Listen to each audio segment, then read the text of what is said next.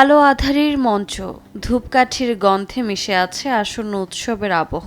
সেই আবহেই প্রবেশ করেন এক কিংবদন্তি প্রসেনজিৎ চ্যাটার্জি। 4 দশকেরও বেশি সময় ধরে যিনি বাংলা সিনেমার প্রাণ। এবারের পুজোয় তিনি ফিরছেন বঙ্কিমচন্দ্রের সৃষ্টি দেবী চৌধুরানীতে, ইতিহাসের পাতায় খোদাই হয়ে থাকা ভবানী পাঠকের রূপে।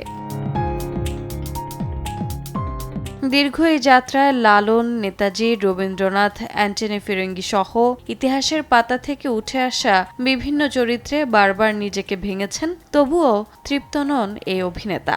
নতুন নতুন চরিত্র উপস্থাপনের স্বপ্নই তাকে বাঁচিয়ে রাখে। ভবানী পাঠক চরিত্রের জন্য প্রসেনজিতের প্রস্তুতি ছিল ভিন্ন। করেছেন মানসিক প্রশান্তি, শারীরিক নিয়ন্ত্রণ আর আত্মস্থ হয়ে ওঠার সাধনা।